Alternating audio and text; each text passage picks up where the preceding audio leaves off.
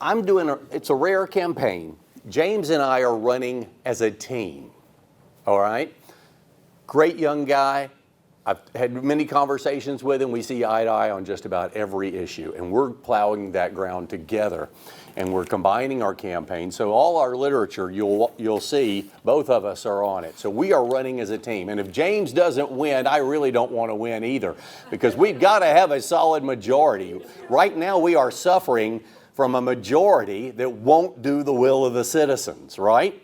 They have constantly done everything in their power to keep you, the citizens, out of the meetings. You can no longer ask to have an agenda item put on an agenda. Only 10 people out of 40,000 inhabitants are allowed to speak at a council meeting, and they only get 3 minutes each. If there's a state mandated issue where you're forced to speak because the state says so, they take the number of people and divide it by 20 minutes. And there are some issues where they have literally said the citizens have 52 minutes to speak. 52 seconds. 52 seconds to speak. And when they get through saying their name and their address, they've got 40 seconds to speak. Is that a government that cares about what you have to say? No. You better believe it's not. And then, you think it can get worse? Absolutely it can get worse. Clint will tell you, Suzanne will tell you. Then they passed and changed an ordinance that didn't allow their colleagues on the city council to put agenda items on a meeting agenda. The people you elected, who were elected at large, cannot put an agenda item on an agenda in the best interest of the citizens that they represent unless they get a majority of 3 saying that that agenda item could go on the agenda. And guess what happens to every one of Clint's issues and every one of Suzanne's issues? They get voted down 3-2, and they keep all their items off the agenda. Yep. Does that sound like a government that cares about you? No. Sure doesn't. Then they're going to tax you. Under Kim Lerner's administration, she has raised your taxes every year. She comes up with this fallacy, this statement that says, I didn't raise the millage rate. We didn't increase the millage rate. Well, let me tell you how this works. If your property value goes up 25% and the millage rate stays the same, you've got a 25% property tax increase, right? She's lying to these people, trying to infer that she's not raising the taxes. On top of raising your taxes every year, she's raised the city's fees every year. So if you've got a child or grandchild in a recreation program, if you're going to add on to your house, if you're going to start a business, if you need a sewer hookup to a business or a home, your fees go up every year. She's done this continuously. Along with the rising taxes come increasing number of employees every year, more and more equipment. I look at the public works equipment and I'm just in shock at what we've got. We've got equipment that top of the line construction companies can't afford to buy. I'm serious. We're driving 4 people with rakes in the back of the truck in an F4 250. Why would we do that? That truck is 4 times the cost that we need to be having a vehicle for those people to drive in to go rake leaves or blow off the parking lot somewhere. So we've got real problems. And you know, here's the catch. And I've often said, you know, Kim's a nice gal. She takes great selfies. She is the selfie queen. In terms of all mayors in the history of Peachtree City, nobody takes a selfie better than Kim Lerner does. But boy, let me tell you, the narcissistic side comes out. Now, I've just told you how she has taken you out of the picture as a constituent. I've just told you how she's taken her colleagues out of the picture as a constituent. Guess what she does for herself? She has her own taxpayer-funded internet show where she gives her opinions on everything, and it's all under her spin and using her propaganda, and you're paying for it. Hundreds of thousands of dollars in personnel, equipment, and everything else. And she has her own internet show that you're paying for. But she won't let you say a word. And she won't let him say a word on council. Unless they argue. So, you know, that's the person we're talking about. And let me tell you with the traffic. Everybody knows 7454, right? It's a debacle. It was beginning to be a debacle 20 years ago when I was mayor previously. That problem was created by a series of city council errant decisions over a 35-year period. We slowly but surely screwed up the land planning on Highway 54 West. We built Planterra Ridge first. Then we built all the shopping centers, the major traffic draws up there, the big box stores. Then we built the apartment complex behind them. And now we've built all that stuff up McDuff Parkway. That stuff up McDuff Parkway was supposed to be, and where Planterra was and where the big box stores are, that was supposed to be corporate headquarters sites and light industrial sites. They have taken it all out. Most of it is residential zoning. You know what that's done? That has sucked our future tax collection revenue potential that offsets our residential taxes because there is no land to build those facilities anymore. All of that money that we were going to be making in the future years, and we do attract high-end corporate headquarters and high-end jobs. Just drive down 74 and look what we've got. And they have taken all of that out of circulation and put residential homes on there. And those residential homes have to be at least $650,000 just for the city to break even on the services that we have to provide to them. That's a crime. We've cheated future generations of potential tax earnings that would make it more affordable for them to live in Peachtree City. Now they're going to cover all the costs. When they annexed the property on South 74, and it was residential property too, and then they annexed another lot and put more residential zoning on it, guess what we had to do? We had to expand all our city services. We had to build a brand new fire station, staffed 365 days, 24/7, all the equipment that goes with it, a building, and we're funding their law enforcement, public service pension program, all of that in perpetuity, tens of millions of dollars because they wanted to annex a few subdivisions. If we had people that would think about this stuff before they acted, or at least ask somebody who knows. But we have put ourselves in a major financial bind. Now, all these expanding budgets and all the taxes that they keep drawing from us year after year, all the fees they keep upping every year, we have $10 million in maintenance that can't be taken care of. The budget this year, for this fiscal year, had $730,000 in it. We've got to change some things very, very quickly. We're at a point where things definitely need to be looked at, and we're at a point where if we don't do something and we keep making these screwy decisions, we're never going to get it back. But 7454, and I'll end with this, and I'll give it to James. But 7454, that traffic debacle, the Fleisch administration accepted a proposal from GDOT. I was on the Board of Commissioners at the time. I went to the county transportation meeting. The GDOT engineers laid out the plan on the big conference room table. I looked at it for 3 minutes and I said, this doesn't do anything for the east-west traffic flow. And I looked at the engineer from DOT and I said, did you have money left over from a project and you're designing this to the budget? And he was quiet for about 4 seconds. And then he looked up at me and he said, yes, sir, this is a budget-constrained project. Now, I begged and begged and begged, don't do this project. Do not do this project. It is not going to solve the problem.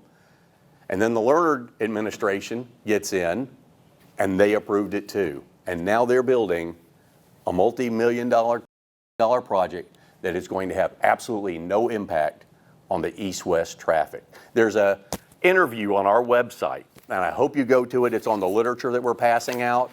I hope you go to it. There's an interview that I did with the engineer in charge of that project. He gave very honest answers, and you're not going to like the answers that he gives.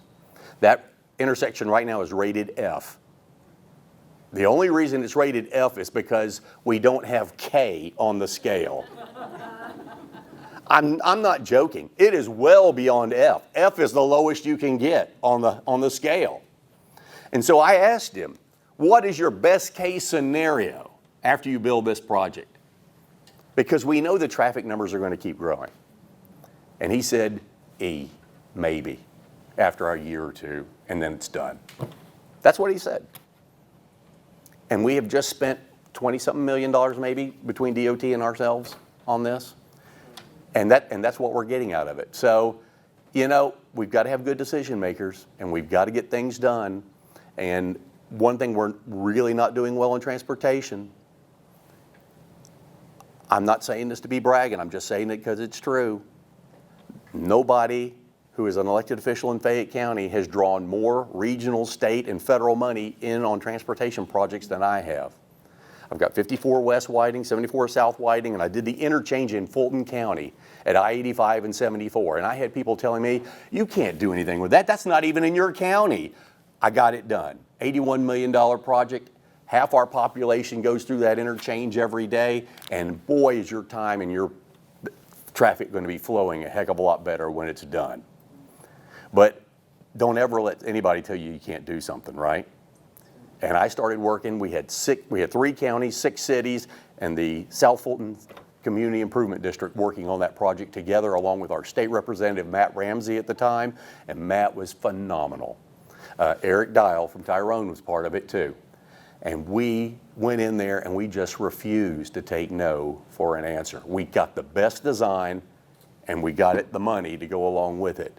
But you've got to get that regional, state, and federal money. If you don't, you're never going to get an intersection project worth a darn at 74 and 54. So get somebody in there that knows how to get the money, okay?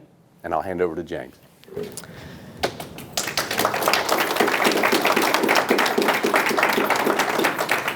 Thank you, Steve.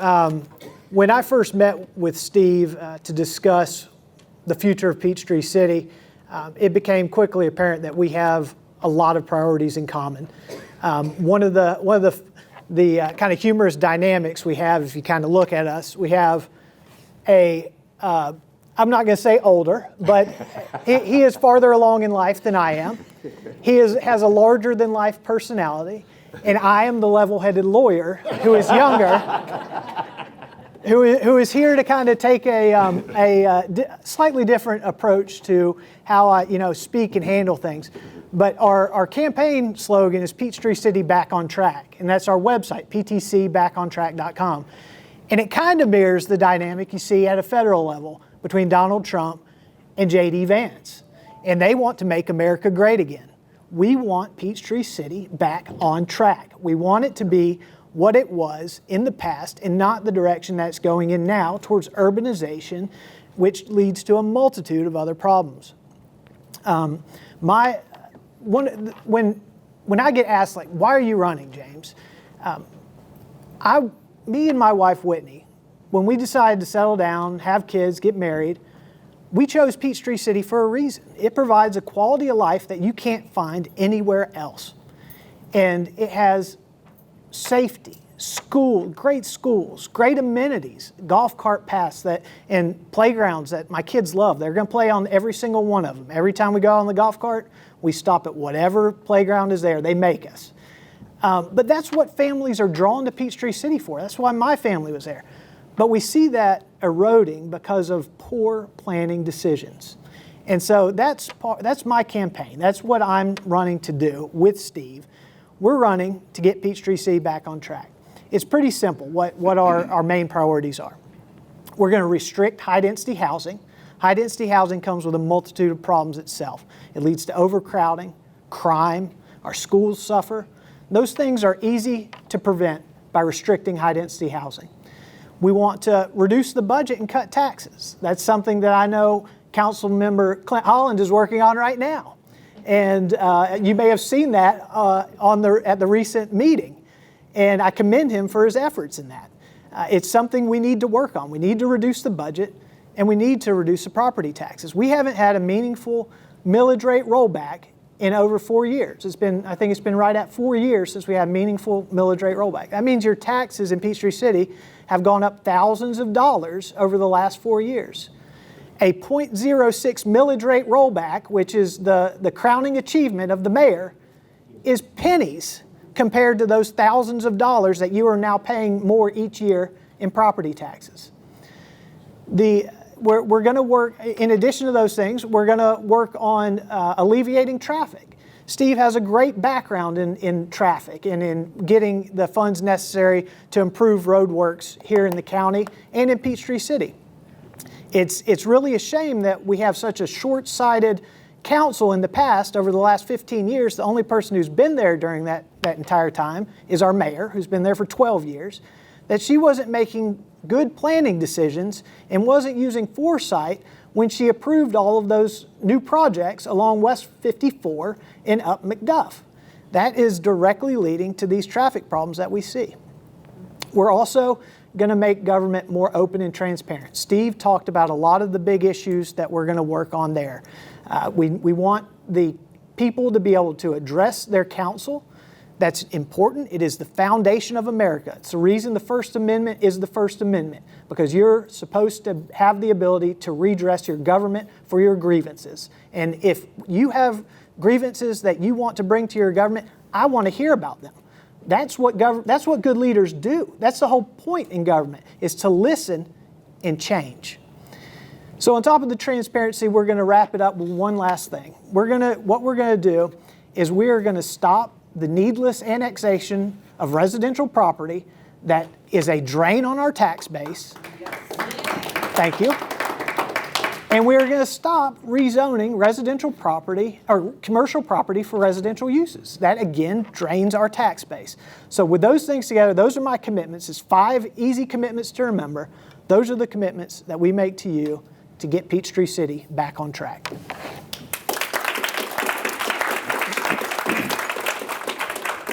First of all, thank you, everybody, for coming here. I'll do a little levity here first. Does anybody know, I come from Peachtree City and come here quite often to this event center. How many traffic lights are there between Peachtree City and here? Anybody want to guess? 5.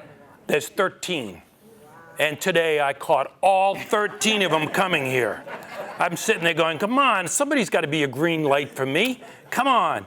Well, look, first of all, before we start, all those who have served our military, can you just raise your hand? I'd like to say thank you. Thank you to all of those. It's an honor. It's an honor to serve with you all on council. As right now, I guess I'm the only. Either of you military?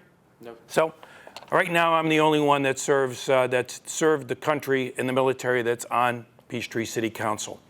Now, Steve gave you some great history of what's gone on, but we now want to talk about, I want to talk about, what are we going to do about it to get it fixed? I love doing bullet points. I've got 21 bullet points. Please grab one. This is my platform.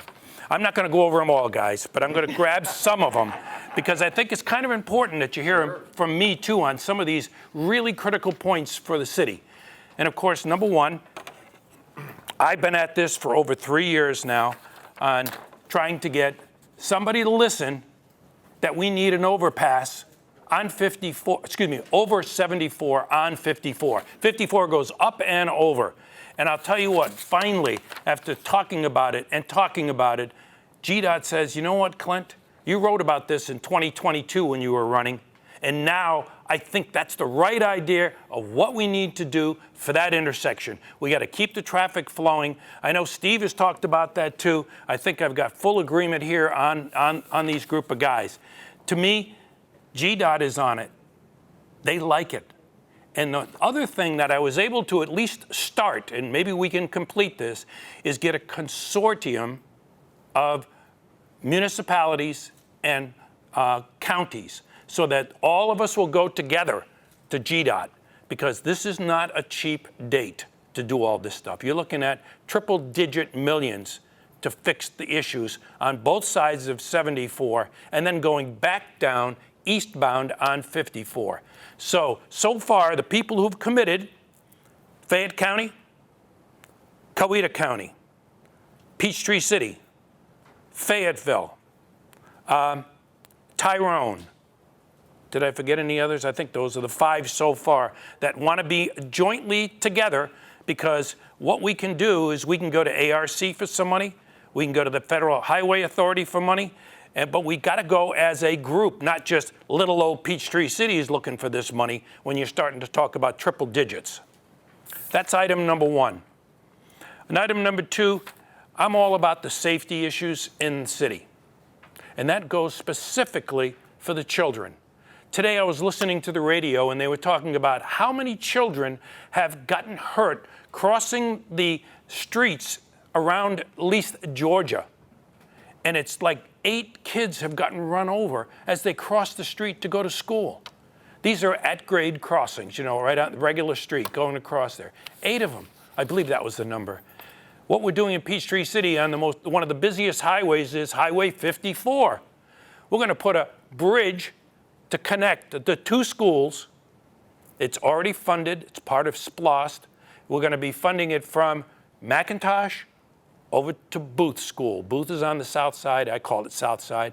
And McIntosh, of course, is on the north. So the kids can go to school safely. They don't have to cross 54. They can go up and go over. Let's talk about taxes. One of my favorite subjects. If you saw last Thursday night's meeting, I'll tell you what, I think we certainly have the mayor on the run. She is trying to do as much as she possibly can to mitigate what she said, because she was apoplectic about this. If that would be the word I use, but I'm sure there's other words that you would use. But all I can tell you is she was not happy with me. And I said, really? Madam Mayor, yes, really. Madam Mayor, I stated what I want. Is there anything you misunderstand? Well, would you repeat it again? So I repeated it again for her. Well, then to a vote eventually, you know that it turned out to be a 2-2 vote. It got turned down. And eventually we ended up tabling it after much discussion for 30 minutes. And it was always, well, how dare you do this? How disrespectful is this? No, you people out here in the audience, you voted for me. You put me in there. I'm going to fight for tax relief for the citizens of Peachtree City. That's part of my job. It's in my inner being. Here's the way I look at it. We're not a bank. We've got $34.5 million, $34.5 million sitting in the bank, and we collect interest on that. You know what that $34.5 million is? That's your tax dollars that we've accumulated. And we're making, let's even say 5%. That's, anybody want to do a quick calculation? That's like over $1 million, $1.5 million per year on your tax dollars. I find that abhorrent. I want that to give that back to the citizens. I'm not going to give it all back because we do need some rainy day funds. But we don't need 59% of our budget set in the bank making money. That belongs to the taxpayers. I want to give that back to the taxpayers. That was the reason why I talked about a full rollback on Thursday night. And I'll tell you what, the mayor's eyes couldn't have gotten any bigger when I asked that. How dare you do that? How dare you even talk about that? We've been talking about budgets for years. Well, you know what? We're going to talk about rollbacks. So that's one of the things that I'm really pushing for. And of course, along the way, once you start on the reserve fund, that rainy day fund of $34 million, what we want to do is get it down to a reasonable number, 35%-ish, 45%. Right now it's 59%. That turns out to be $17 million bloated. What should we do with that 17 million? Anybody got an answer out there? What we should do with that? I think some of that goes back to the citizens. Yes. And we got to find a way to do that the right way with a rollback, or right now I understand there may be some other ways that we can get some money back in the pockets of our citizens.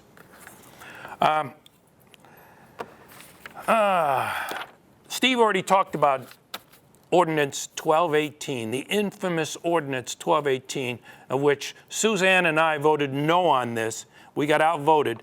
And this is where it took away my right as a councilman to put anything on the agenda that I thought was appropriate for the citizens.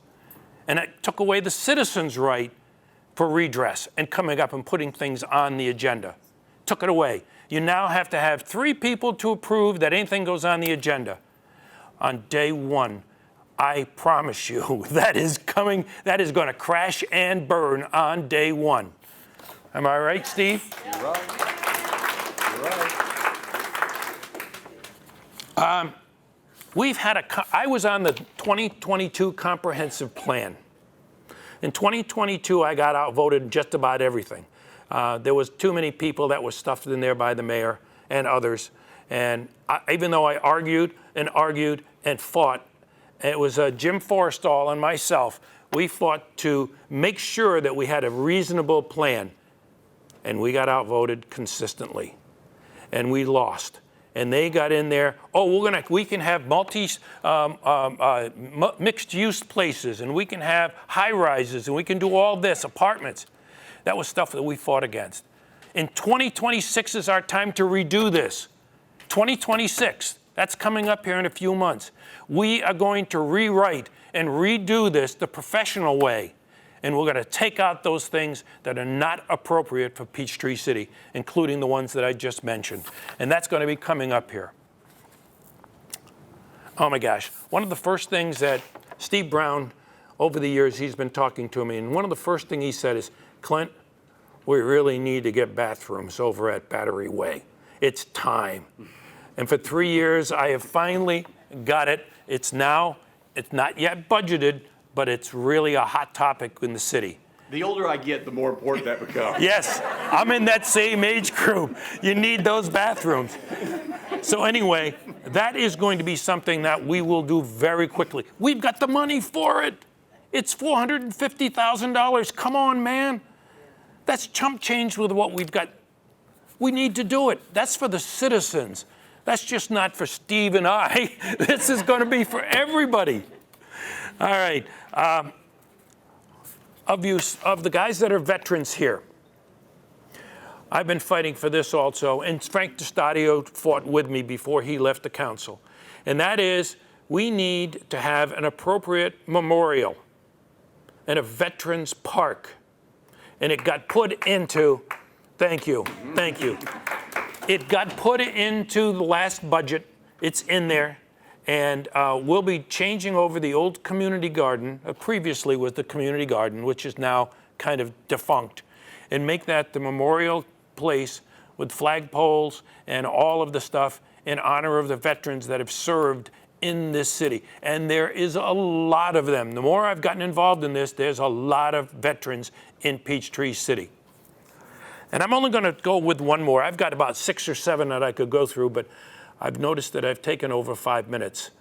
But here's the last one that I would like to at least bring up. One of the things that I'm sure that my colleagues to the right and my colleague out here in the audience will fully agree with.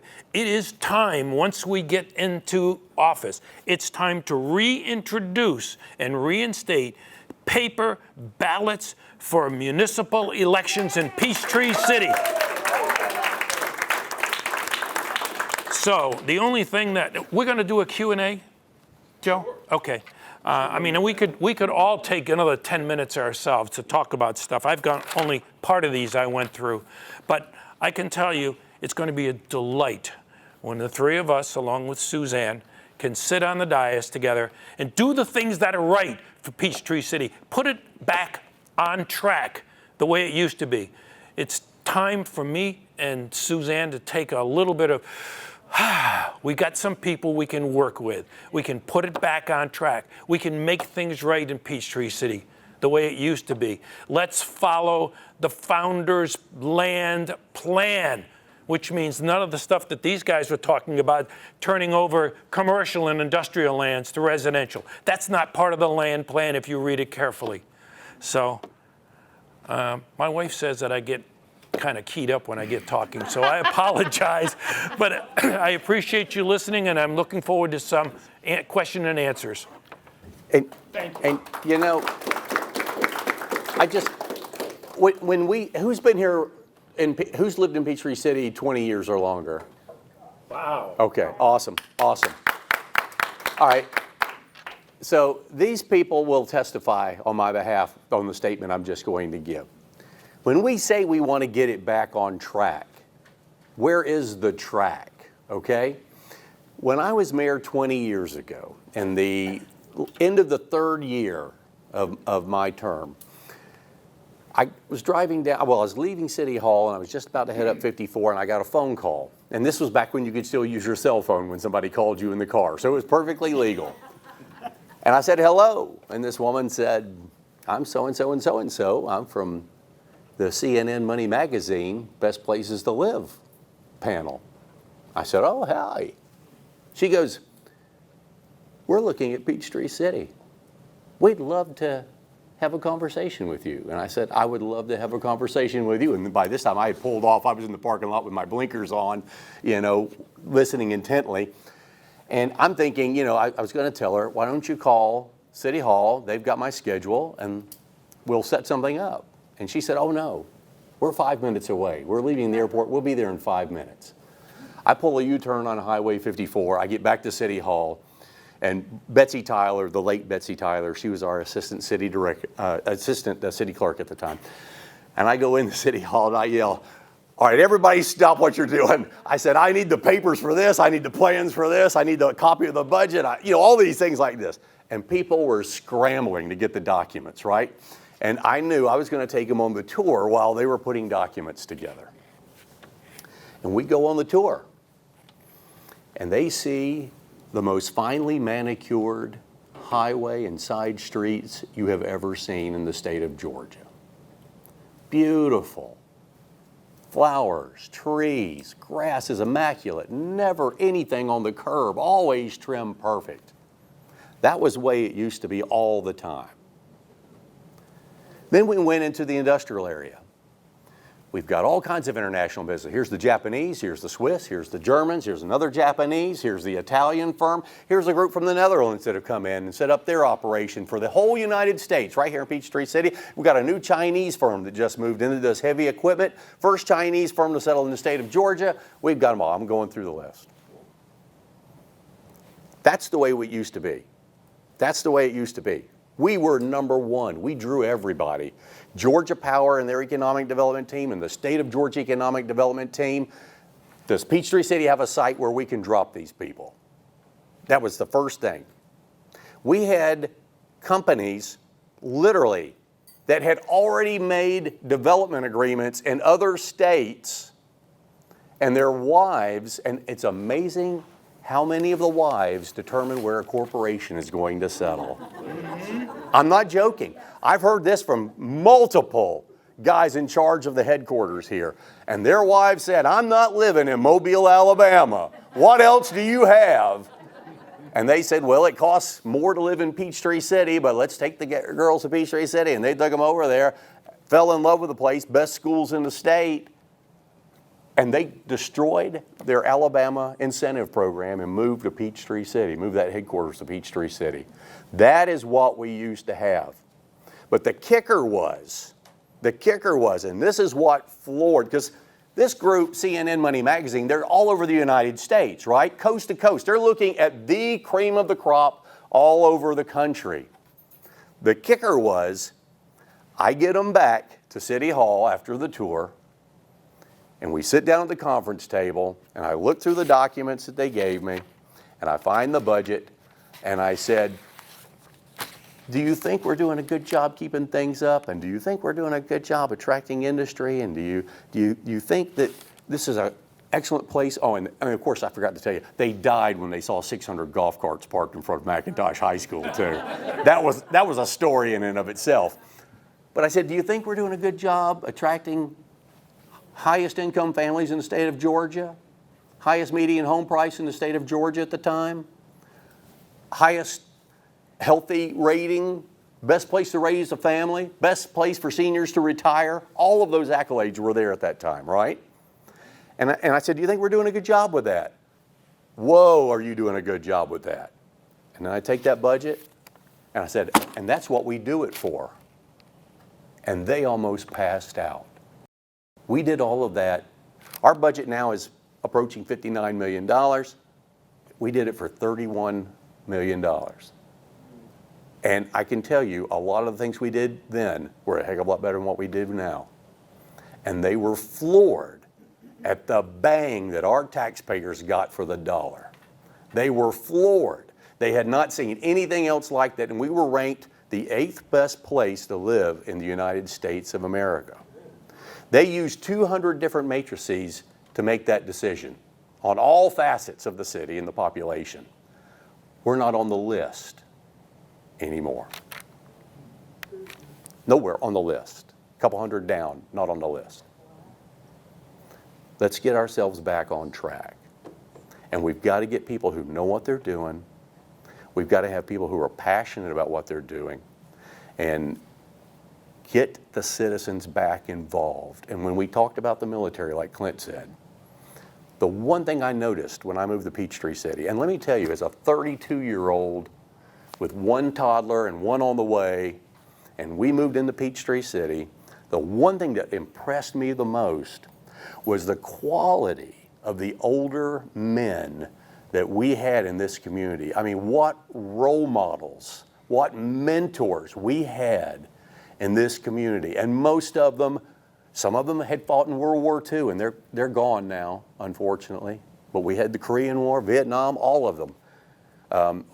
Delta hired a lot from the Navy. We had Fort McPherson, the Army Command Headquarters. We had a lot of the Fort Mac people living in Peachtree City. And let me tell you what they did. They were the most community, civic-minded people you could ever want. It was an elected official's dream come true. They would always pitch in. They would run the Boy Scouts. They would help with the ball league. You know, they would help staff something. If there was a gardening project we wanted to do in front of City Hall to improve the looks of things, they would always be there with their shovels ready to go. And we have lost a lot of that, ladies and gentlemen. We have lost a lot of that. And we have a generation now that's starting to move in, and I hate to say it, they're saying government needs to do everything. And you know what happens when government does everything? It costs 15 times more to do it, and nobody really appreciates what's being done. And we have got to get our kids back involved. We've got to get our families back involved in some of these civic projects. The old children's playground, city just rebuilt it. That started with my neighbor, Colleen Snow. She had a child that could barely walk, walked with a walker, and he couldn't use a single playground we had in Peachtree City. And she was despondent over it. And some of the neighbors said, let's build a playground. Let's do it. So we started fundraising. And we picked out the site, and we collected over $250,000, and we built that damn thing ourselves. I poured the concrete for that job. We built it ourselves. We had people out there with the hammers and the screwdrivers and their wheelbarrows and the shovels and everything, and we built that first playground.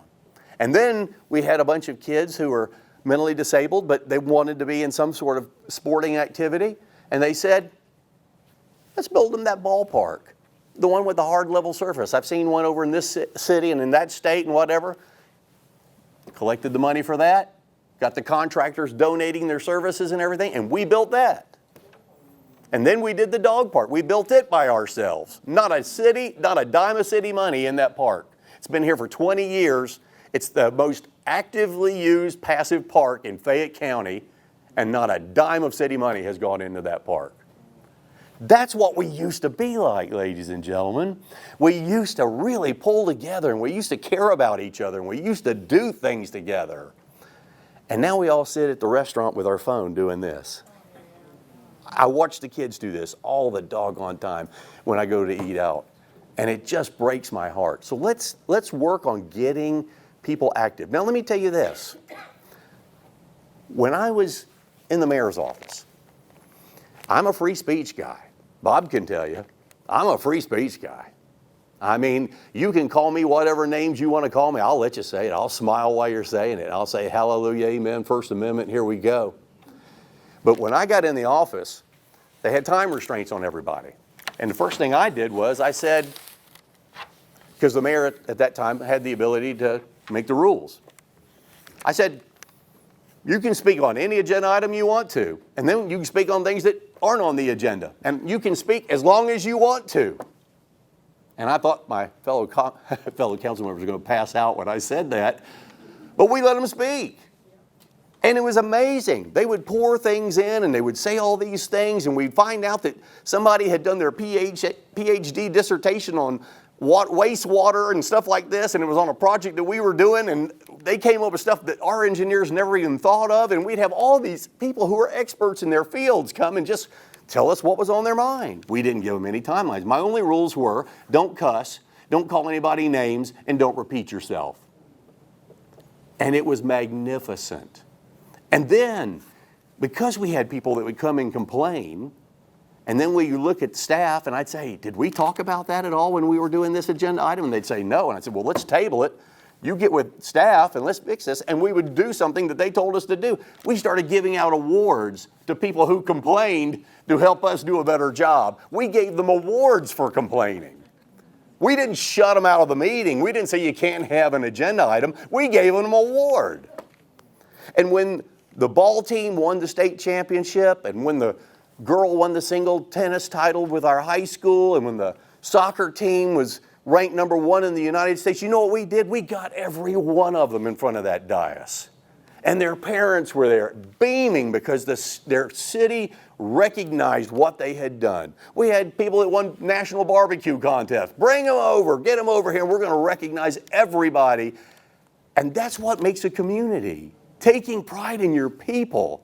You know how many people they've recognized in the last couple of years? The parade winners. That's the city function. That's it. That's it. Go look at, if you think I'm wrong, go look at the agendas. The parade winners. That's the way the mayor thinks of, handling public relations. But listen to her internet show and she'll tell you what you should think, right? But that's what we used to do. We always recognized our people. And trust me, if we get in, that's coming back. We're going to recognize our kids. And one thing I loved doing at the County Board of Commissioners when I was the chairman there, we started recognizing couples that had been married over 50 years and over. My God, how good that was. These wonderful couples, some of them were 60 and something years. They would come up to the front, we'd call them up, and we'd do a resolution, celebrating their long-lasting marriage and their commitment to each other and their families and all this kind of stuff like this. And then our clerk, Tamika, she did a wonderful thing because she would set it up and she would ask them, what are the secrets to long marriage? What keeps you going? And she would embed that in the resolution. And we would read that resolution in front of a big audience and have them standing right here. And people would be in tears listening to what some of these couples had been through, but yet they never left each other. And people would just start crying listening to these stories. They were just beautiful. They survived a war. They immigrated with nothing in their pockets, coming to the United States as teenagers, married teenagers, all these incredible stories that you're never going to hear if you have the same mayor in City Hall. So let's think about how we're going to be the community, get the community back, how we're going to celebrate our community. That's just as important as doing the budget. That's just as important as doing the maintenance. And we're not doing the maintenance, by the way, so we'll do that too. But think in those terms. And I would really ask you, James and I really are challenging everybody. Go look at our website. You are not going to see another municipal website, I'm talking about any race in the state of Georgia, that has more information on us, our qualifications, our competencies, and on the issues. You're not going to find a website that has more than what our website has on it. And I'm hoping that if you like what you see, you're going to put that website on social media, you're going to email it to your friends, you're going to hand it over to your neighbors, because they need to see it. Because when you do the comparison, there is no comparison. The guy who's running against James, you know what James is? You know what this guy does as a profession that's running against James? He's a legislative advisor. He advises the state legislature. That is code for I'm a lobbyist. But he's saying he's an advisor to the legislature. He is a registered lobbyist in the state of Georgia. Now, if you want to elect somebody who has their allegiance to who's giving them a paycheck, and it's going to do whatever the person giving them the paycheck is going to do over this guy who has a young family and is determined to make Peachtree City better, I got nothing for you if that's what you're going to do. But that's the kind of race you have. So we want you to compare. We dare you to compare. And if you like it, please pass it around, okay? You guys want to say anything else? Sure. I will tell you, I can't tell if it's on. Is it on? Yeah. Okay. I will tell you, it's great to have these two guys here. We, believe it or not, we all do think alike. Now, these two guys are kind of running in tandem, and that's fine. That doesn't mean I don't have a campaign going on. I've got lots of good things going on. Fortunately, I didn't get it all done before tonight's meeting, but I will have plenty of signs. I'll have plenty of push cards, or I think they call them push cards, the cards you hand out to people. It tells you quickly, within one little card, it'll tell you exactly what you're for, what you're against, and give you a little background. I know I'm meeting with, where's Miriam? Hey, Miriam, I'm going to be meeting with Miriam's Young Republicans. I'm really looking forward to that, because I remember the time when I was a young Republican and a guy got on the radio as I'm driving along to a meeting towards New York City, and I couldn't understand why he was talking to me. He kept saying things that, oh, I believe in that. That's the right thing to do. Oh my God, that's really a good idea. That was Ronald Reagan.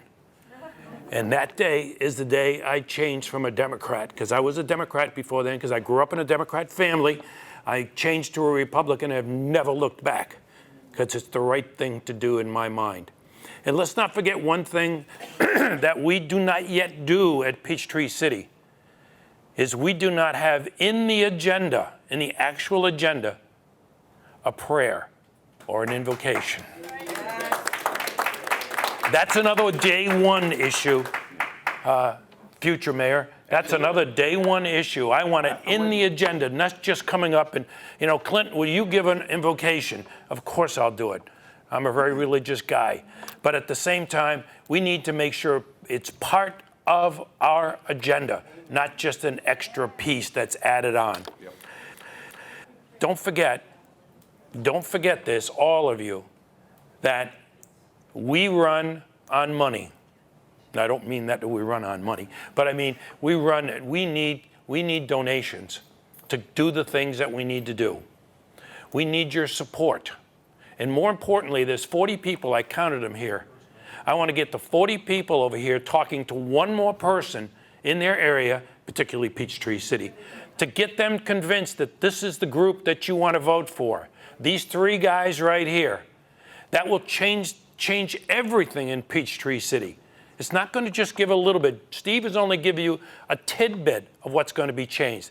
James and I will be there, locked arms with Suzanne, and we will get things done.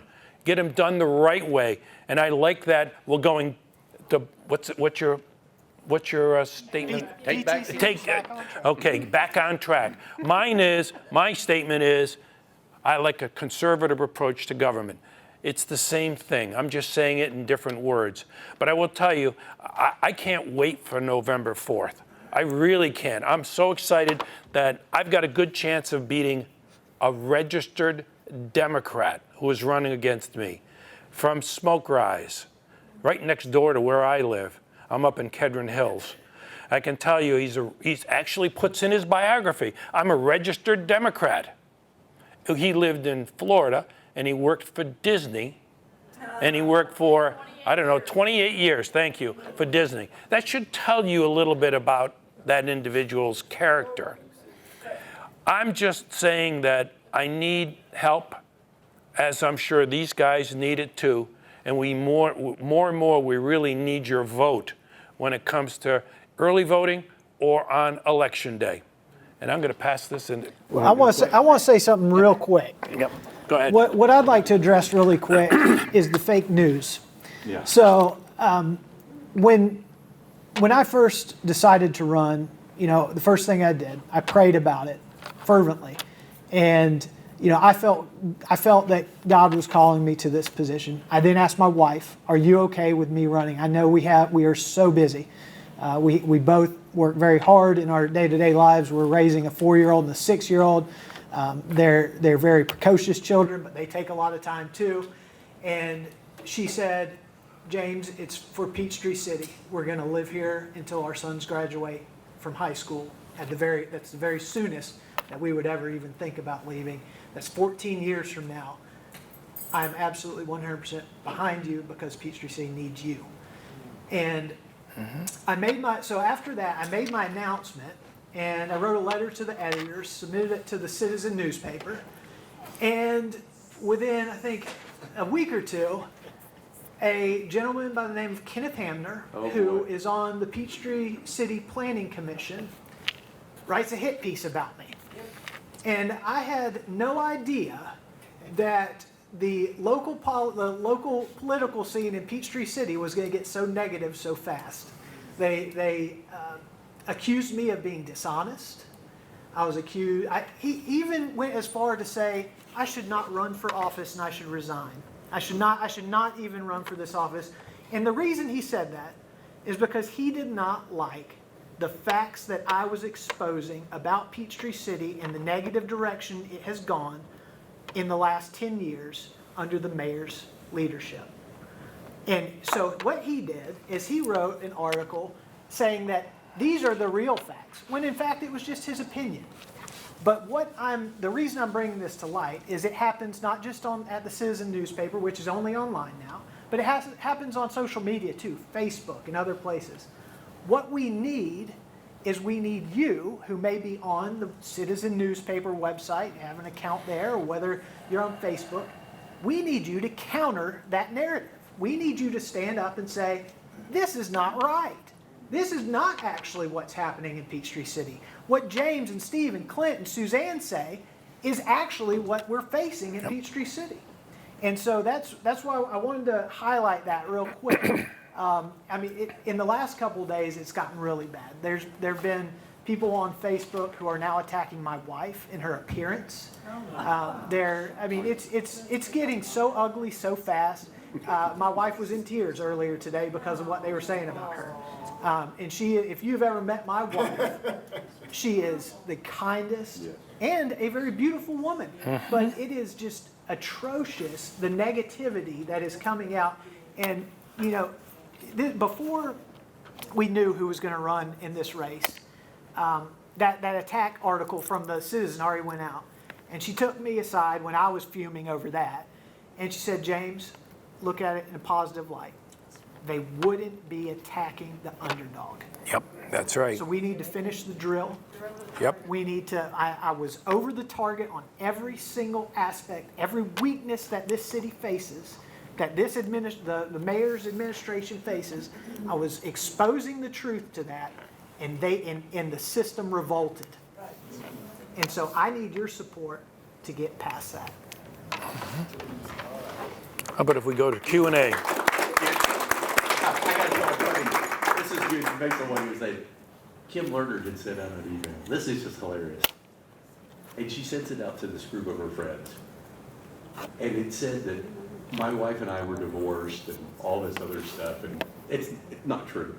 And this one young lady who thought it was the truth, so she publishes the email on the next door. Ooh. So somebody sends me a copy of it. And my wife and I are looking at a Netflix movie. I'm going, we're all right, aren't we? She said, yeah, what are you talking about? I said, okay, I'm just nothing. I'm just. I want to say something real quick. What I'd like to address really quick is the fake news. Yeah. So when I first decided to run, the first thing I did, I prayed about it fervently, and I felt that God was calling me to this position. I then asked my wife, "Are you okay with me running? I know we are so busy. We both work very hard in our day-to-day lives. We're raising a 4-year-old and a 6-year-old. They're very precocious children, but they take a lot of time too." And she said, "James, it's for Peachtree City. We're going to live here until our sons graduate from high school. That's the very soonest that we would ever even think about leaving. That's 14 years from now. I'm absolutely 100% behind you because Peachtree City needs you." And after that, I made my announcement, and I wrote a letter to the editors, submitted it to the Citizen newspaper, and within, I think, a week or two, a gentleman by the name of Kenneth Hamner, who is on the Peachtree City Planning Commission, writes a hit piece about me. And I had no idea that the local political scene in Peachtree City was going to get so negative so fast. They accused me of being dishonest. I was accused. He even went as far to say I should not run for office and I should resign. I should not even run for this office. And the reason he said that is because he did not like the facts that I was exposing about Peachtree City and the negative direction it has gone in the last 10 years under the mayor's leadership. And so what he did is he wrote an article saying that these are the real facts, when in fact it was just his opinion. But the reason I'm bringing this to light is it happens not just at the Citizen newspaper, which is only online now, but it happens on social media too, Facebook and other places. What we need is we need you, who may be on the Citizen newspaper website, have an account there, or whether you're on Facebook, we need you to counter that narrative. We need you to stand up and say, this is not right.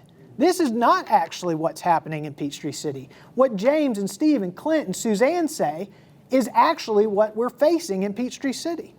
And so that's why I wanted to highlight that real quick.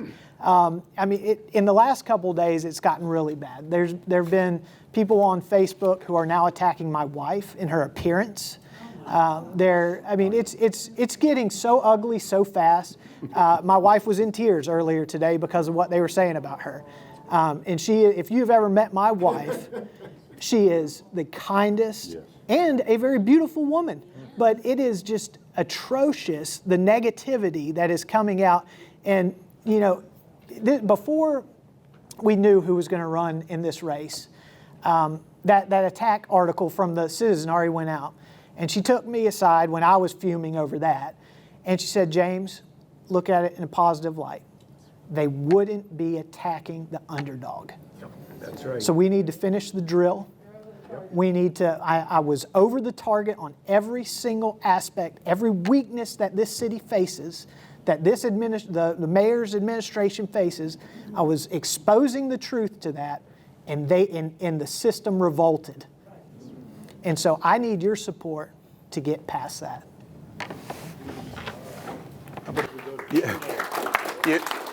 I got to tell a funny. This is good based on what he was saying. Kim Lerner had sent out an email. This is just hilarious. And she sends it out to this group of her friends. And it said that my wife and I were divorced and all this other stuff. And it's not true.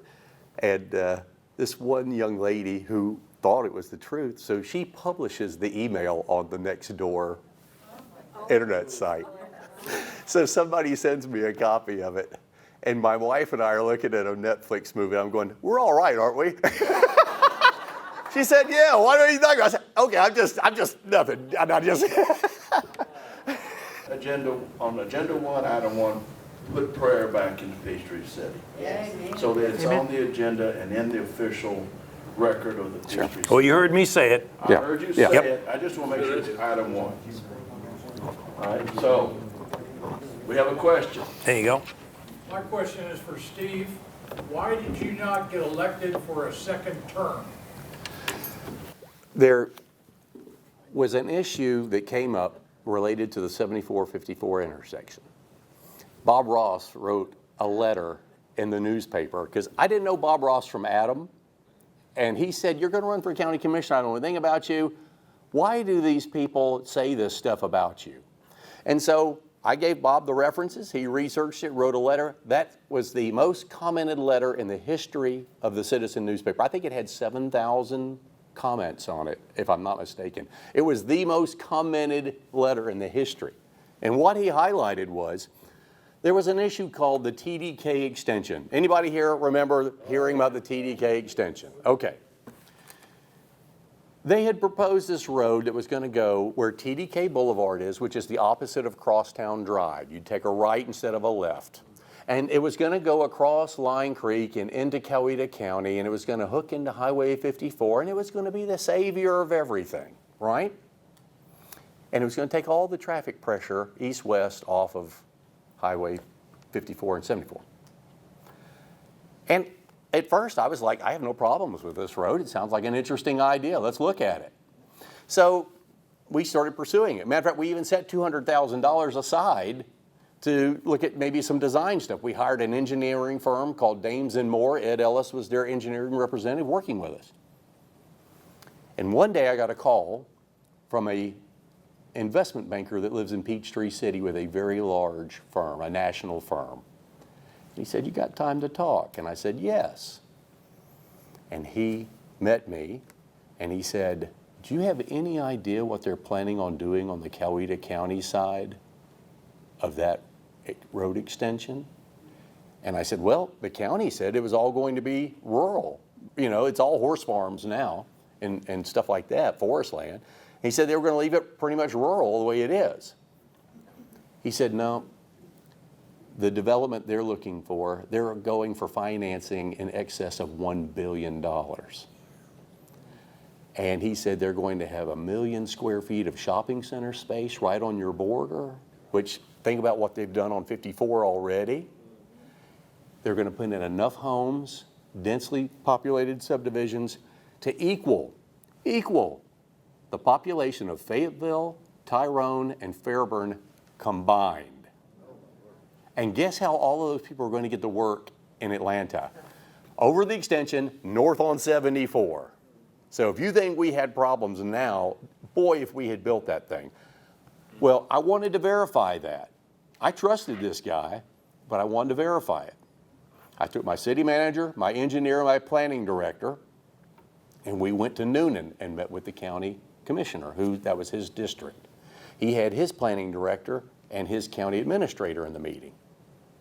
And his name was Mutt Hunter. He went by Mutt. And I said, "Mutt, what you got planned on the other side of the TDK extension?" And he snapped back. And he looked at me and he said, "Well, that's none of your damn business." And I looked at my guys and I said, "Let's go." He confirmed it because he wasn't going to tell us. Now, here's the thing. Let me finish the story, though. I lost an election badly because of that road. The Chamber of Commerce had formed a political action committee to get me out.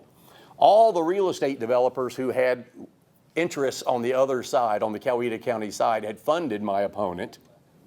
And they had funded Lynn Westmoreland, who lived in Coweta County at the time. They funded his campaign.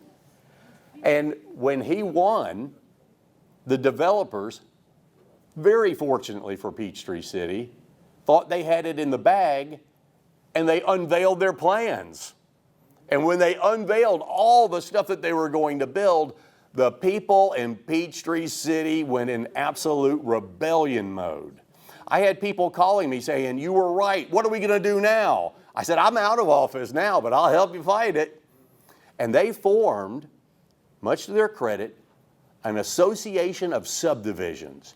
Every subdivision in Peachtree City banded together in a big union, and they went up against City Hall, and they fought it, and they fought it. Now, here was the one that broke the camel's back. They resisted for a long time. Jim Pace was the president of the Chamber of Commerce at that time, and they resisted and resisted and resisted, but here's what killed them. The county started rezoning all that agricultural land for the uses that were proposed in their plans. And when they cemented the zoning and it was official, they said, "We can't go on with this any further." The mayor, much to his credit, that was Harold Logsdon, and much to his credit, he publicly admitted it was not in the city's best interest, and he dumped it. The County Board of Commissioners walked away from it, gave us our $200,000 in engineering money back. The Chamber of Commerce, under a new president, said, "We want nothing to do with this project," and they left it. And I'm very thankful because I had a lot of people that came to me and apologized afterwards, and they elected me to 2 terms on the County Board of Commissioners. I won every precinct in my 2nd term at the County Commission in Peachtree City. So, you know, I was very grateful that they saw the merit in what I've done. Sometimes you have to take unpopular stances, but the spin was so hard and so heavy, they just could not believe what I was saying. And that's your story. I'm a precinct chair, and I was reaching out to one of my volunteers. Stand up so people can hear you. Yes, sir. I'm a precinct chair, and I was talking to one of my volunteers about getting out to vote, and you saw your name. I won't read everything you said to me, but it wasn't positive. He said, and he may not be working for me much longer. He said he got the city sued, et cetera, et cetera. What's the background about that? What can I tell a person if they bring that up to me? I don't know what the city sued means. That's all he said. He said, he got the city sued. That's all he said. Yeah. Yeah, I mean, you go through tons of lawsuits, but I can't imagine anything that, mostly they're over property rights and the way you're going to zone or something, but I had no controversial lawsuits. I'd like to take this question as the attorney up here. I am fairly confident when I say that every mayor in Peachtree City has gotten the city sued. That's how you respond to that. The municipalities face lawsuits frequently, and they are various and sundry and for all different reasons. I will tell you this. When I did get on the County Board of Commissioners, and I had to spend 2 years in purgatory because I was in the 2 of a 3-2 situation there on the Board of Commissioners. But then once I got some other guys in there, they made me the chairman of the Board of Commissioners. And at that time, the city was in lawsuits with every municipal jurisdiction. The county, was in lawsuits with every municipal jurisdiction. Within 6 months, I had every one of those suits cleared up and settled out of court, and we took care of it, including the sheriff's office too. They were in lawsuits with the sheriff's office as well. So, I mean, I got rid of every one of those. I also want to talk about purgatory. You all know what purgatory is. Okay, you're going to be punished there. For the last 3 years, thank God I've had Suzanne Brown with me, and for a while I had Frank DeStadio with me. We did some good things before Frank got ill and had to step down. So I'll tell you what, purgatory is terrible. I was on the short end of probably most of the votes in 2023 and 2024. I was on the short end. I was always on the 2 of the 3 to 2. And I'll tell you what, I'll be damned if that's going to happen to us going forward, because we need to make sure we get things right.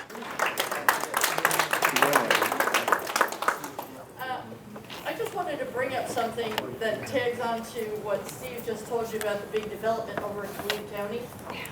It's still being planned. It's happening. Okay? They're still acting in that direction.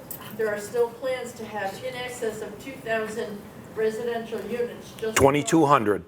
2,200 just across the TDK Boulevard, and over 900,000 square foot of commercial A million space. square- A million square feet. Yeah. Larger than the pavilion, if you want to know what the perspective is. Larger than the Fayette Pavilion. Over there. It's still planned. They're still wanting us to build through. And it's one of the reasons. Huh? You're talking about on the other side of Lake Mac? Across Line Yes, Creek. cross Line Creek. There's, if you know how to look up the property tax records, there's huge chunks of property over there that's owned by the Mormons, but it's under contract to a developer. If they can get the zoning changed, it'll change hands and the development will occur. But I just wanted to point out that it was Steve Brown who clued me in on some of this stuff at the beginning of my time 2 years ago. And that's the reason why, I think it was in March 2024, my 3rd month on the council, I put on there that the council members needed to all sign a new resolution that we would not build through the TDK Boulevard. And if you go back to the meeting, the mayor fought me tooth and nail. Yes. Yep. But when it came time to vote, she voted in favor of signing the resolution because I said, not one person on the current council signed the original resolution that had been put in place. And we needed to send a clear-cut message to Coweta County that we were not going to build through TDK Boulevard. But trust me, they still have that plan. Oh, yeah. There is still big money over there. The land Let is me just add one more thing to Suzanne's point there that's kind of important. I'm not sure if it was during your administration, Steve, or after, but the city went and they bought a strip of land right near the end of TDK and Line Creek. And it does go from end to end, from the reservoir all the way over the lake, all the way over to the airport. So anyone who has to come through there has to get approval at the council of Peachtree City. So we've got a barrier already so that they can't come through no matter what the developers do, unless the council agrees to let them through. So that's why all of a sudden that's kind of dropped off the radar, because they know they're not going to get it through this council we're now, and then I'm now in, and in the future councils. They will not get it through. Please stand. Please stand. Well, you're making it hard. Sorry. Would any three of you support a mega data center in Peachtree City? I would not, under any circumstances, support a mega data center in Peachtree City. Thank you. And, You have my vote. you know, I wouldn't either. And let me tell you, too, they are voracious consumers of electricity and water. But see, here's what happens. What happens when we're about to brown out? Who's going to get the priority? You and your houses or that data center? I can tell you right now, you will lose that fight every time. The data center will always get the electricity. Now, Fayetteville made a huge mistake with this one on 54. They had all the leverage. And see, this is the problem with so many city councils and county commissions. You get these people, they take the seat, and they don't know how to play the game. When you're the government and somebody needs a rezoning and they need variances or whatever, you have the leverage. So you tell them, if you're going to build this thing, you've got to use recycled water. You've got to put a cooling station in there. You have to recycle the water and reuse the water. So you're not going to be constantly drawing out of our water system. Now, here's what they let them do. Here's what the city of Fayetteville let them do. Big mistake. You've got this massive thing. It's already been approved. They approved it. They approved the zoning. And guess what? They allowed the data center to bid out the electricity between the EMC or Georgia Power, okay? Now, what happens when you allow them to bid out the electricity? They gave it to Georgia Power. Guess who already had the line easement north-south through all that land? The EMC. So what was Georgia Power going to have to do? Cut another easement, even though EMC already had one that was in a very non-destructive area, no hazard to anybody, and Georgia Power cut that easement right behind everybody's houses and put those really high tension lines in their backyards. I'm talking some of them 50 feet. Well, front yards, some of them 50 feet away. And guess what? You have ruined those people's property values. You have taken probably the greatest asset that some of those people will ever own, and you have thrown it in the garbage can. And those are all problems and mistakes that the city could have easily corrected because they had all the leverage. But you know, we don't need any more of them. We have a finite supply of water. Fayette County has always been a water-starved county. The one thing we have been very smart with is we've built water reservoirs. We built Horton. We built Lake Peachtree. We built Lake Kedron. And Lake Mac is our primary water supply. Lake McIntosh is our primary water supply for Peachtree City. You put one of those in Peachtree City, you have a massive 3 or 4 year drought, and then somebody's going to win the water battle as well as the electricity battle, and it's not going to be us. Well, he's going to answer that real quick. I am the geek of the council. I have degrees, multiple degrees in engineering, and in particular environmental and chemical engineering. And I know the technology behind a lot of this. And unfortunately, I don't know if anybody else here knows the technology behind this, but in the case of the water side, which is what I spent 50 years in, water and wastewater, I can tell you that once you fill up a closed loop system on these and use geothermal, geocooling actually, you don't need all the extra water that the old-fashioned data centers needed. So water is not as big of an issue as power. Now, I will admit, Steve is right. It's going to be power hungry. But as far as water is concerned, you need to make sure you talk to people like myself who have been in this business for so long. We don't need to really all the water that you're talking about, because you're going to be using geocooling. You're going to be using closed loops, where the closed loops just keep going around and around. There's very little water that's used. Unfortunately, the one that was built in Fayetteville used technology probably 15 years ago.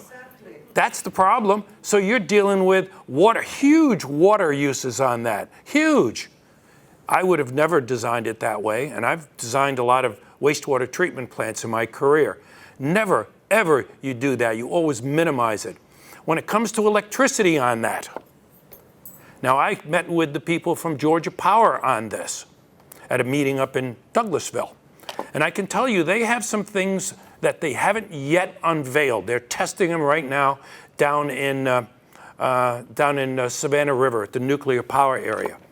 What they're saying is that we can use the technology for data centers called modular nuclear reactors. It's the same kind that our US Navy uses and the same kind that the submarine service uses. These are plenty of power, and they're probably not much bigger than this little room right here. Everything can be put into this room, and it doesn't take anything from the grid. Now, I'm saying that that's a technology that's coming down the road. That is not something you can pull out of a pocket and put it in today. But from the power standpoint, if they're going to be building something today, I'd say no, not unless you've got some way of getting the power, not from the people's power, get your own damn power and put it in there. And that means that I would be against it, but let's make sure the technology is looked at before we say no, no, hell no. Let's make sure we've taken a look at the good technology. There's a lot of better engineers out there than I am. And I can just tell you what I know and what I've read in my studies. Don't throw them away yet until you get everything else. Sorry, guys, I didn't mean to disagree with you, but you know, you got to say your piece, and that's my piece on those. There's this incredible podcast called Editorial Interchange. I can't remember the guy who runs the podcast, but he did an interview with your PSC commissioner, Tim Eccles, and we discussed the nuclear situation in depth.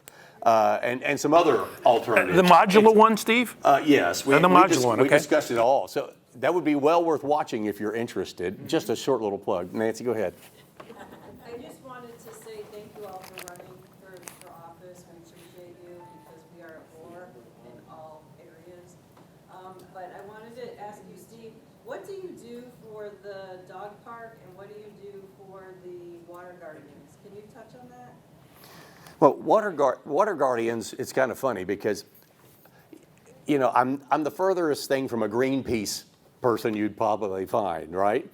But I do care about our environment and taking care of it. I'm not a radical environmentalist, I'm a practical environmentalist. And one of the things is our drinking water, right? If you don't have clean drinking water, you don't have a healthy community. And one day, I'm a kayaker, and I was kayaking through Lake McIntosh, and I went all the way up to the headwaters and got up to the park up there, and it was a sea of trash. A sea of trash. And literally, I started picking it up. This was a seat-in kayak, and I was literally stuffing the trash in the kayak as much as I could and filled the kayak up to my waist. And it didn't even look like I touched it. And I went all the way back to the boat ramp, and I'm in the boat ramp, and I couldn't get out of the kayak. I had packed myself in full of garbage. And I'm taking the garbage out, and I'm sitting on the ramp, and this little lady comes up to me, "Don't you leave that litter over there." And I said, "I won't, ma'am. I'm taking it home. I'll take it away." But anyway, that was the first day of Water Guardians. And I decided, it occurred to me, if I had 15 or 20 people, we could have cleaned that entire area up. Water guardians, I don't know. Well, we started Water Guardians, and what it is we clean up all your water reservoirs, free of charge. We do the banks, we do the parking lots and the parks around them, we do the water. You would be shocked at what we pull out of your water supply. Lead acid batteries, gasoline canisters, all kinds of things that are harmful pollutants in that water. Lots of plastics in there. We have taken tons of material out of your water supply and put it in the landfill. It's been a very worthwhile project. And you know that, talking about drawing community together, we have people that have come to every Water Guardians event, and we've been doing it for over 10 years. And you know what we give them? A T-shirt every year and a thank you. And they're doing about $60,000 worth of work every year for free because they love our community and they want our drinking water to be clean. And that's Water Guardians. And you know, the interesting thing about the dog park was, I was in office as mayor, and I had this group of people that came up to me and they said, you know, they got these things, dog parks. It would be so great if we had one. And, you know, here's a picture of one. And God, wouldn't it be just wonderful if we had a dog park, dog park, dog park? And I'm like, it's a great idea. Unfortunately, I just passed the fiscal year budget 2 months ago, and there's no line item for a dog park. And they all frowned. And I said, but don't worry, we're going to do it anyway. And we raised all the money. We found a piece of city property, and we took that piece of property and we did a lot of collections. We built the fences, put in all the amenities in the dog park, and we charge $1 a visit, or you can pay $35 a year, and we collect about $15,000 to $20,000 a year. We maintain that park, and it's the #1 used passive park in all of Fayette County. And you know what's amazing? This is what I tell everybody. This is kind of a crude comment, but it's the only park where it gets pooped on 400 times a day, and it's spotless. It's absolutely spotless. The owners take fantastic care of that light. But these are just things where community comes together. Let's do something, you know? Don't say no. Let's do it. If the city can't pay for it, let's do it. How about some questions over here? There you go. It's not so much a question, but it's kind of a reconfirmation of what you're saying too about Peachtree City quality of life. And I just want to stress again, to keep the mindset of, we don't want to be like Buckhead. Yes. Oh, no. Yes. We don't want high-density, multi-unit Right. condos in our city. Like you talk about 54 and 74, it's a nightmare. Yeah. And if you start building even more adjacent to that, like Right. one time they wanted to put in 550 apartment units. The LCI plan. That was voted down, thank God. Well, let me tell you, I led the opposition to that LCI plan. Let me tell you what, because this is good to know. This is what the current administration does. She would take this survey, and she'd create a survey that she's going to send out to all the residents, right? Through social media, emails, all this kind of stuff like this. Now, did she ever ask Clint? No. Did you look at these questions on the survey? Did she ever ask Suzanne, hey, can you give me some feedback on these questions? Do you think they're fair? No, she didn't even ask the council. So she wrote this survey with these incredibly biased questions on it that you could only answer. The choices were such that you could only answer the way she wanted you to answer them. And it said, do you want to build apartments or condominiums or townhomes? There was no choice for, I don't want to build any of them. There was no choice for that. So you had to say, well, you know, what's the best worst case scenario? And then she'd come up with this, oh, look at the results. I've got the results in. Well, of course they're going to say build apartments, condominium, towns. That was the only answers there were. Right. And that LCI plan, they were going to tear down our tenant. That's a multi-million-dollar asset, and they were going to tear it down and put an apartment complex on it. West Park, the West Park office area, beautiful, well landscaped. They were going to take all the green spaces, protected green spaces in West Park, and they were going to build condominiums on them. You're stealing my punchline here. You know Drake Field beside the library, right? That jewel of Peachtree City next to Lake Peachtree, where you can put a picnic blanket out, and it's just gorgeous. It is one of the aesthetic jewels of Peachtree City. They had an apartment complex on Drake Field, and on the parking lot where you would park to go to Drake Field, they were going to put a retail strip shopping center. What about by the airport? Oh, they had stuff by the airport too. Huddleston Road. Yeah. You know how busy 54 West is? Huddleston Road had over 2,000 multifamily units planned for it. And we fought that thing like the devil. And, you know, it was only the citizen angst that turned that thing away. But now here's this. This started with Vanessa Fleisch. Vanessa did the LCI plan. She started this movement to urbanize Peachtree City. None of us moved to Peachtree City for urbanization. None of us. Well, Kim has picked that up.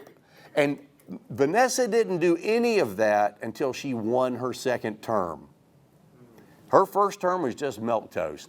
just plain everyday business. She won that second term. You can only do 2 terms. She was a lame duck, and she went rabid. Don't let Kim do it. I'm telling you, because Kim wants to do it. She's already passed a couple of condominium complexes. And let me tell you, one of those condominium complexes that she approved, it was her campaign contributor.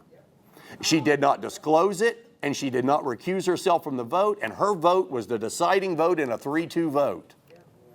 And it was a campaign contributor, and that they are building that condominium complex right now.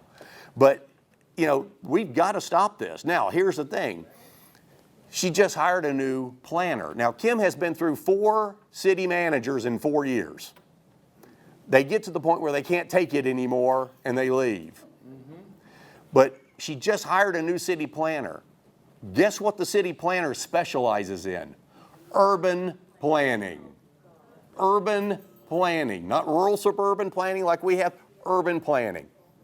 So let me tell you, she's gearing it up. Don't let her have a lame duck term and fulfill the prophecy. Sure, please. You know, we have the village concept in Peachtree City. I'll just tell you that a lot of the village signs have disappeared. Yes. The one at Walgreens disappeared. If we're going to tout villages, we need to have the signs back. They did that on purpose. Cal Beverly wrote a column on it, the whole thing about why are our villages disappearing, and part of the urbanization project was you can't have a village concept if you're going to urbanize. So all of a sudden, the village signs and every hint of a village started disappearing. Other questions? Will we have more pickleball courts? You know, let me tell you about pickleball. Yes. Let me tell you about pickleball. There was listen though, there was no pickleball facility in the top tier of the SPLOST. It was not there. It didn't have enough interest when they asked people, and it was not a top tier project. Kim Lerner took that project from the bottom tier and moved it up to the top tier. By the way, she got the King and Preborder to vote with her. Right. But Keola and DeStadio voted against it. It was a 3-2 vote. She moved it up, even though it wasn't in the top tier of the projects. Now, let's look at this clearly and soberly. We have 3 private institutions right now, all the country clubs, and there's 2 private entities that are spending millions of private investment dollars on pickleball because they think we have a market for pickleball. They have to pay all the fees of construction themselves. They have to get all the permits. They have to pay all the building code fees. They have to pay, marketing and advertising, everything that you normally do with a business, right? Tremendous overhead to do this. But they're doing it because they think we have a market that will help them. We are now going to build a large complex that's in competition with the private ones. We don't pay any of the fees. We don't pay any of the overhead other than construction. And we're going to be in direct competition with our own private businesses who are investing millions of dollars in the city. And they're paying taxes. Our pickleball court's not going to pay taxes.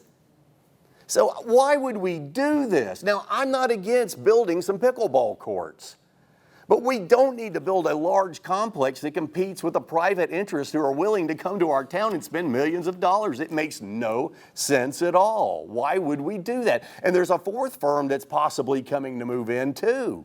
So, there are ways around this, and I've told Suzanne and Clint, we can work as a city with the private entities and go into a public-private partnership with them. And if we see there's a benefit, we can build some spotted courts all over the place, and we can go into a partnership with them and say, look, for Peachtree City residents, we want you, we'll cut you a discount or something like this. If you do it, it helps our rec program.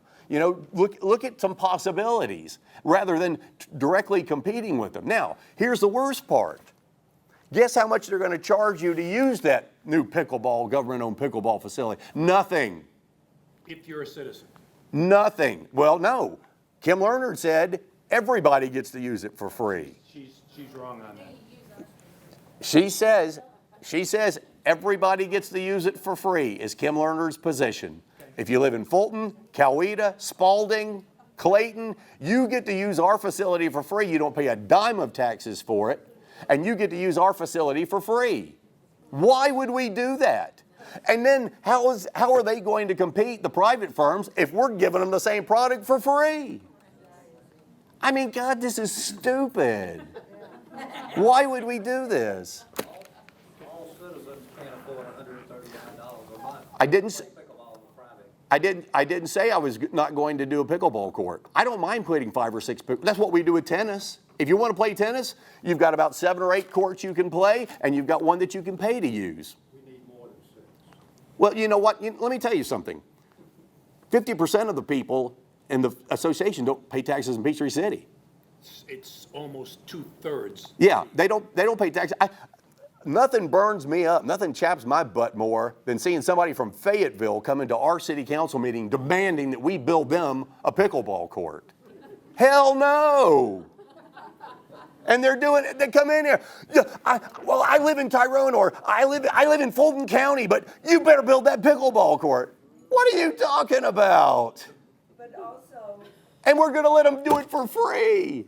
also last council meeting, Not all. you know, the residents at the Gates community, they talked about the noise level because it's so close to the meeting. Look, here's the truth about pickleball. Pickleball is the #1 noisiest racket sport ever invented. And #2, it accounts for more sports injuries for people over age 40 than any other sport. So eventually, there won't be any pickleball players because you're going to blow all your knees out, all your hips out. And then we're going to have to turn the pickleball thing into a cemetery, and that's where we're going to put you in the ground because you can't walk anymore and you're just going to give up on life. I want to touch on one topic that we just passed over, which was the high-density housing, apartments, and things like that. Take care, Bob. I wanted to touch on an issue related to that we haven't really spoken about, and I mentioned it towards the top when I first started up here. And one of the things that you see in higher density housing is a higher crime rate.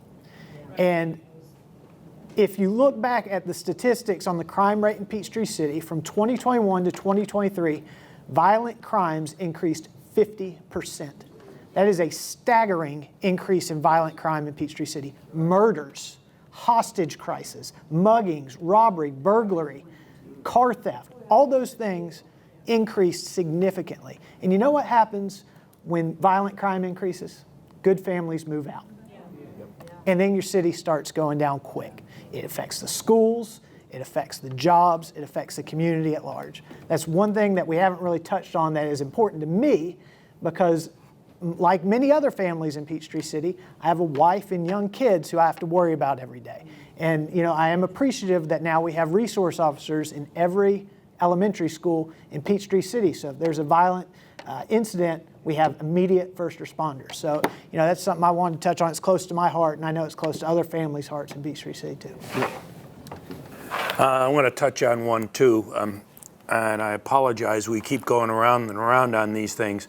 But I can tell you that we need, and something that should be done in the early stages of the new administration, and you notice I'm saying it's a new administration, is let's put an ordinance together restricting the words here, urbanization and mixed-use housing in Peachtree City. That really takes care of what you're talking about, James. It's now part of the ordinances, not just a resolution.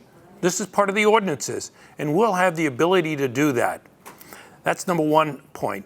Second point, we touched a little bit on tonight, and it's something that's near and dear to my heart particularly.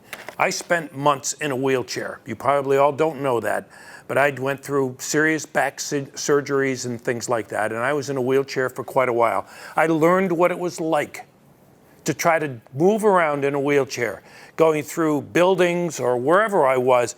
It's really difficult, and I have been a huge advocate to make sure that our cart paths, our city, all of our city properties are ADA compliant to the 1994 ADA law. That's a federal law. And I can tell you, It's something, Suzanne's been there right with me working on this, and I can tell you we've gotten part of the way there. And we're going to need these two guys along with us to get it the rest of the way so we can take care of the people who are disabled, I think is the correct term I should be using.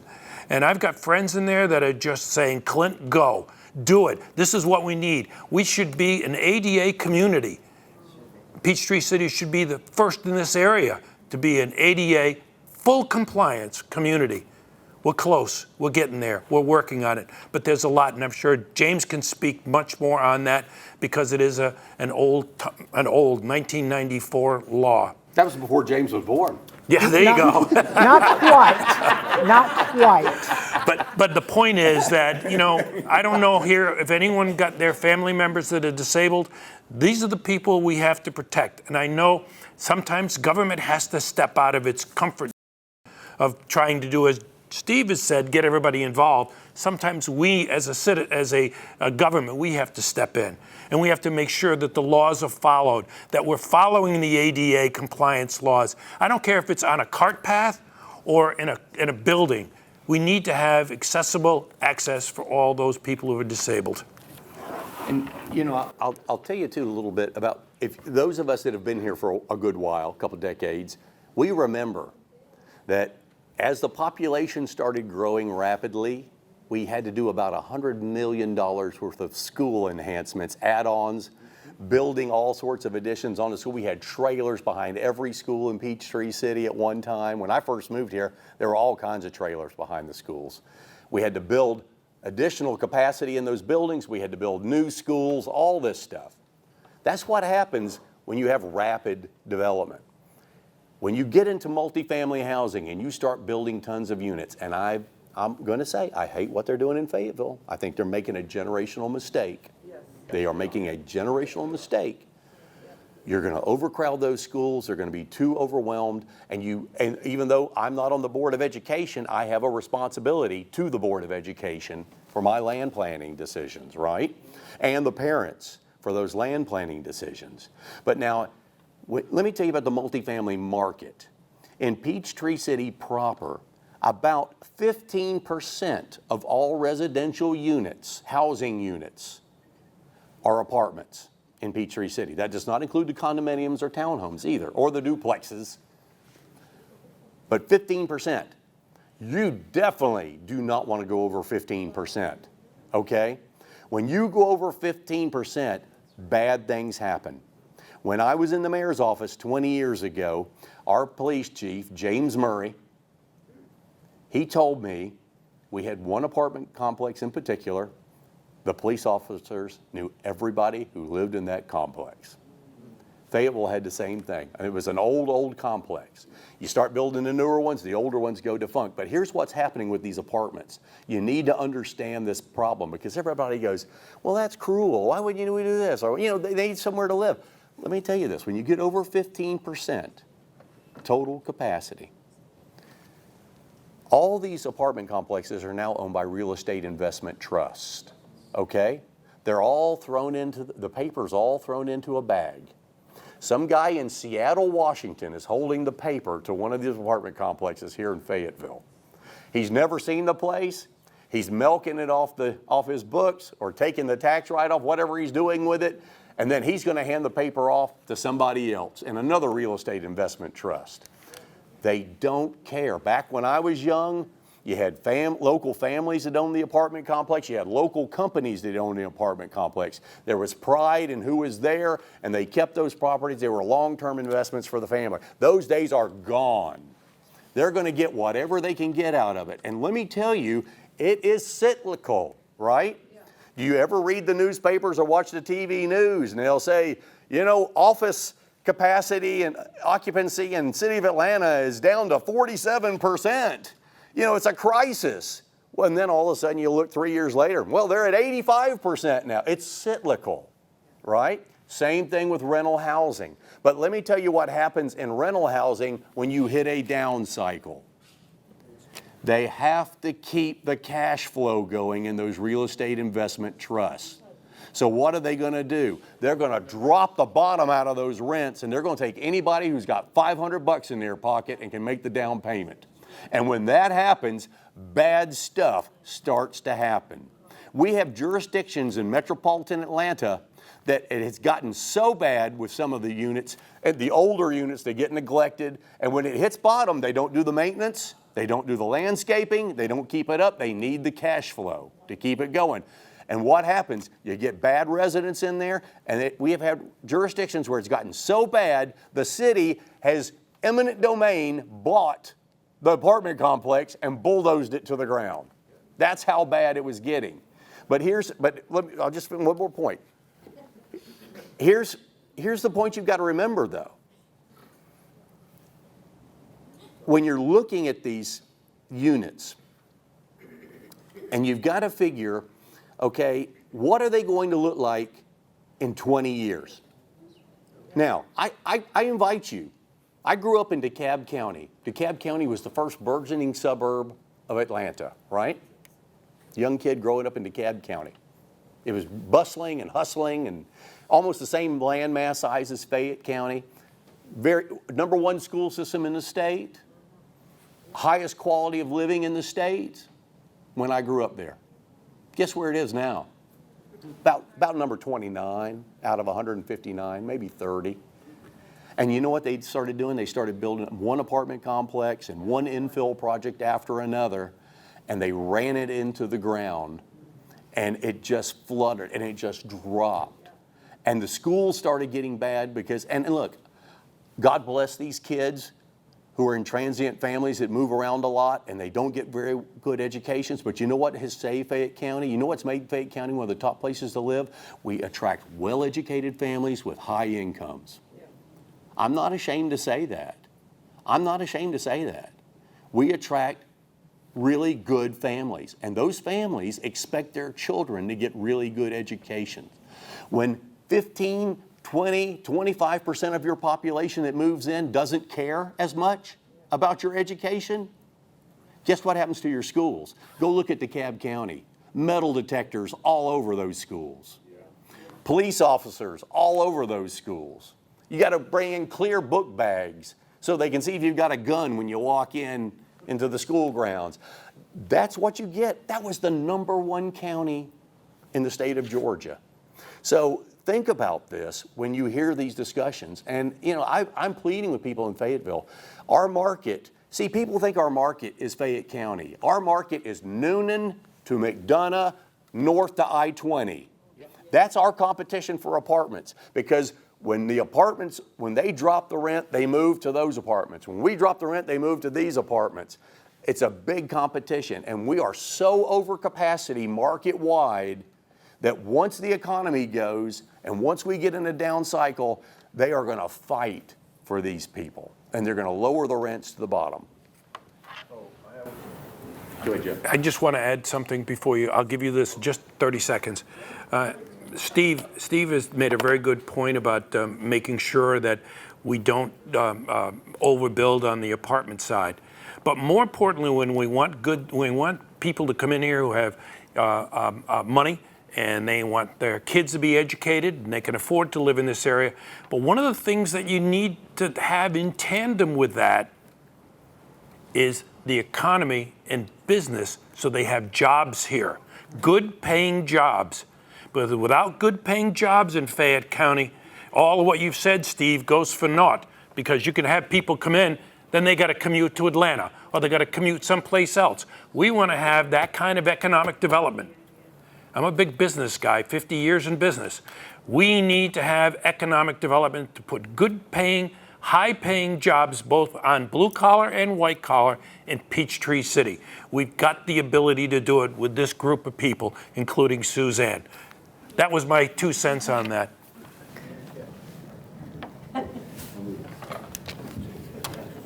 On this subject of multiple housing, there was a real good thing in One America News about it, and called Section 8.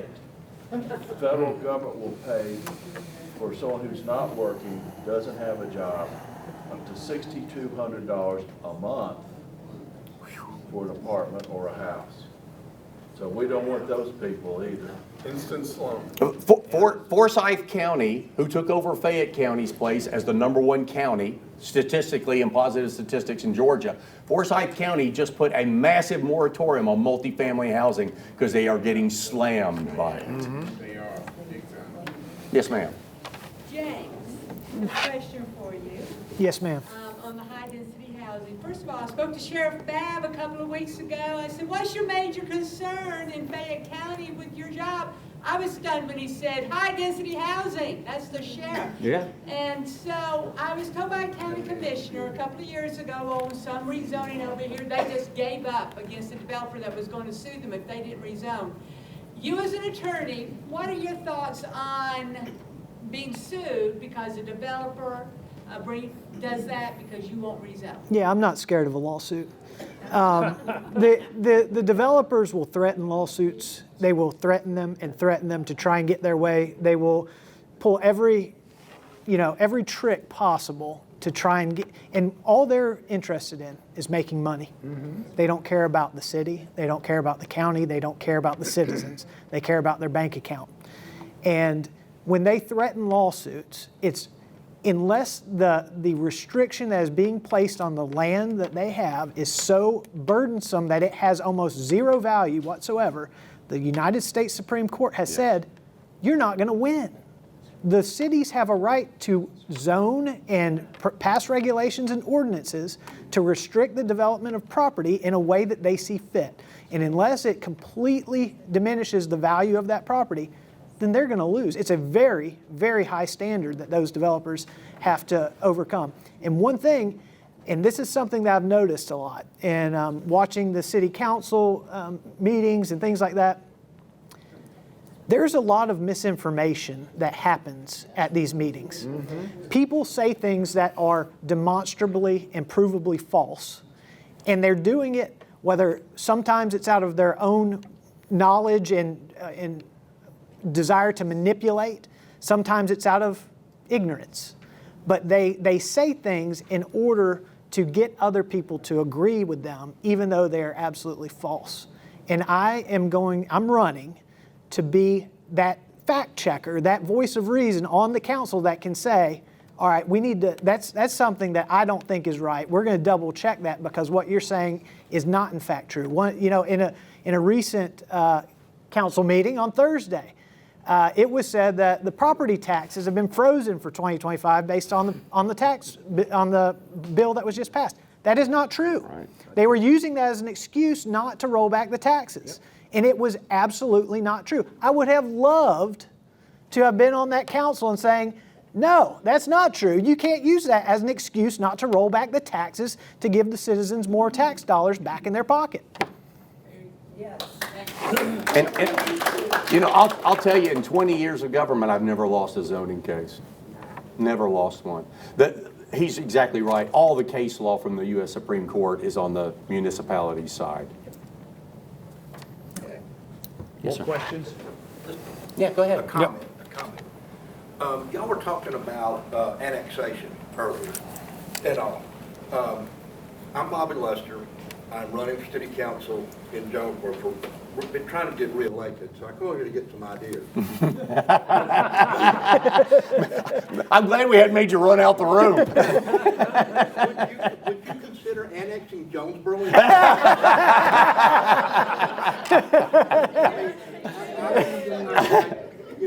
Ladies and gentlemen, listening to them, the three of them, and the lady back here, they got a plan. Yes. And that's the thing. Jonesboro is in very hot water right now.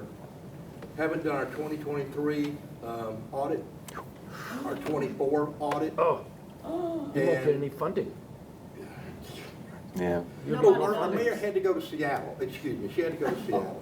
Then she had to go 4 times to DC, twice to. In other words, she's traveling. Sure. Sure. So, I understand what y'all going through, 100%, because it is. We just put in. We told them we didn't want any more housing, and what did they do? They turned around. We got our little city is 2 miles by 2.5. We got less than 5,000 people in the city. Registered voters, there's probably only about 800 to 900 that actually will vote. The Yeah. last election that we had, it was right at 400 people actually came out to vote and stuff. So I know how tough it is, especially in small towns, to try to get people to come out. But, I mean, we got 90 townhomes coming in up here, right at an intersection, and the people, every person on that street said, please don't. Me and 2 others voted against it. And it passed because the mayor says, I'll break ties, you know. Yeah. Then we had another one at the other end of the city, which was 70-something townhomes that they were moving in. And now well, they've come back and redone it, it's become single-family homes. So we're sort of blessed on that part of it. But since our mayor has been in office, she's only been in there almost 2 years now. We've lost 3 city managers, 3 financial directors, 3 financial assistants, 2 code enforcements, police chief, 2 police chiefs, an assistant police chief, and a boatload of police officers. So the moral of the story is pray for Jonesboro, right? Yeah. Well, God bless you. God bless you. You need that over in Jonesboro. We can maybe, hopefully, got some ideas from us about what to do. And half the stuff that's in y'all's flyers is stuff that we've been trying to do. Any other questions, real quick, before we go? Any other questions? I would just like to say from Tyrone, thank y'all, because when things are done, like what was done on McDuff, they come right down Sonoya Road, and they jam up. I can't even get out of my street anymore. So, you know, all politics is local. It is. So true. Yes, it is. What we do as council members affects our citizens more than what Washington does. It's more immediate. Right. So, Well, you are our brothers to the north, and certainly Tyrone has been a good community. No, it we got to helps. keep that 74 corridor protected. Well, like I said, Eric Dial was arm in arm with me when we did the interchange project at I-85 and Highway 74. We all banded together. It was good cooperation. Yep. Look forward to working with you, the new administration. There you go. So our 4-minute talk has lasted. Thank you, Joe, for having. So we're going to close the official meeting.